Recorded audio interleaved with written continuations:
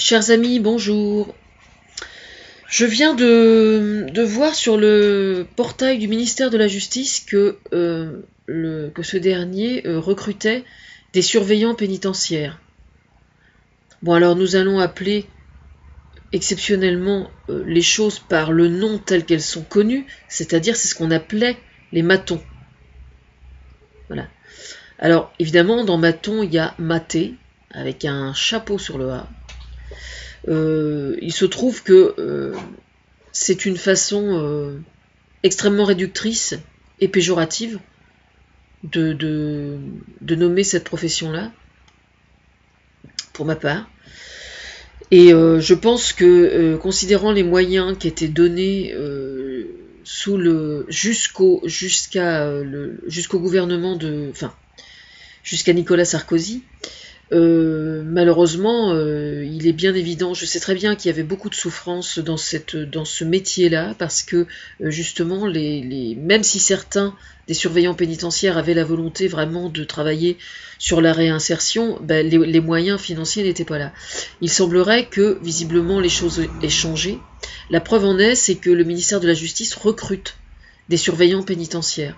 Donc je pense que, même si ça n'est probablement pas parfait, il est tout à fait probable que certains moyens ont été alloués aux prisons pour que la profession ait évolué de telle sorte que ce soit beaucoup plus satisfaisant aujourd'hui.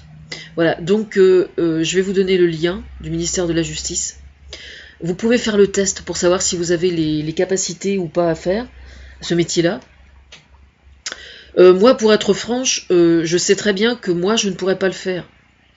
Non pas que je ne suis pas intéressée par la profession ou par la démarche, bien au contraire, parce que je trouve ça absolument passionnant, mais il se trouve que moi, je manque de rigueur. Je manque de rigueur, ne serait-ce que sur le plan matériel, par exemple.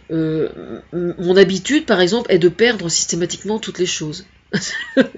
C'est vraiment, j'ai quelque chose dans les mains, je pars quelque part, je pense à autre chose, j'oublie le truc en question à l'endroit en question. Par exemple, je perds tout le temps plein de choses, et à chaque fois que je perds quelque chose, c'est parce que je l'ai rangé.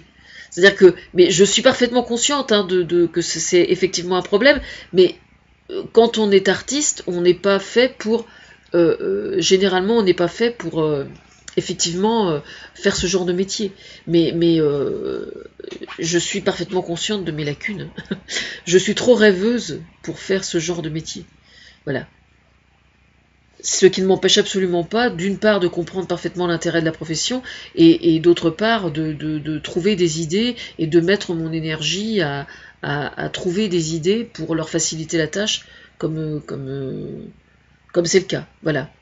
Donc je pense que pour quelqu'un qui a les capacités, qui a les qualités pour faire ce genre de métier-là, et qui aime suffisamment les gens pour se soucier de la réinsertion, je pense que c'est un bon filon pour trouver du travail, oui, effectivement. Je pose le lien sous la vidéo.